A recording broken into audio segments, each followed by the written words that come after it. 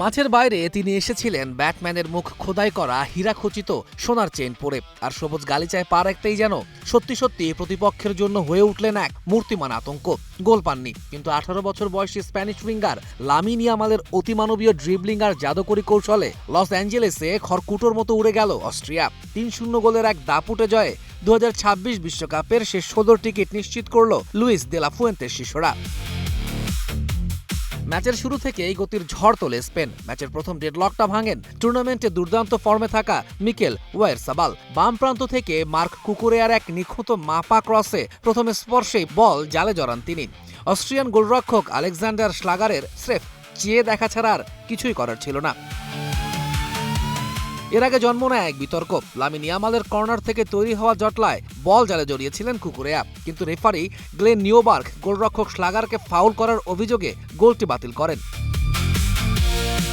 দ্বিতীয়ার্ধেও স্পেনের আক্রমণের ধার কমেনি, বরং বেড়েছে। ম্যাচের নিয়ন্ত্রণ পুরোপুরি নিজেদের হাতে নিয়ে ব্যবধান দ্বিগুণ করেন পেদ্রো পোরো। কুকুরেয়ার একক নৈপুণ্যের পর পেরো যখন গোলটি করলেন, তখন অস্ট্রিয়ার রক্ষণভাগ পুরোপুরি দিশেহারা।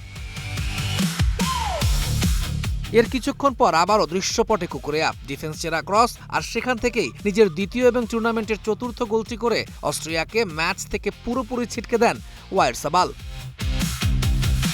তবে এই রোমাঞ্চকর রাতে শুধু আক্রমণ ভাগী নয়, ইতিহাস নতুন করে লিখেছেন স্পেনের গোলপোস্টের নিচে দাঁড়িয়ে থাকা উনাই সিমোনো। কাতার বিশ্বকাপের দুটি ম্যাচ সহ টানা 461 মিনিট গোল না খাওয়ার অনন্য স্প্যানিশ রেকর্ড গড়েছেন তিনি। ছাড়িয়ে গেছেন কিংবদন্তি ইকার ক্যাসিয়াসকে। সেখানেই ক্ষান্ত হননি সিমন। ম্যাচের শেষ বাঁশি বাজার ঠিক আগ মুহূর্তে ইতালির কিংবদন্তি গোলরক্ষক ওয়াল্টার জেঙ্গার 517 মিনিট গোল না খাবার বিশ্বকাপের সর্বকালের সেরা রেকর্ডটিও নিজের নামে করে নেন তিনি।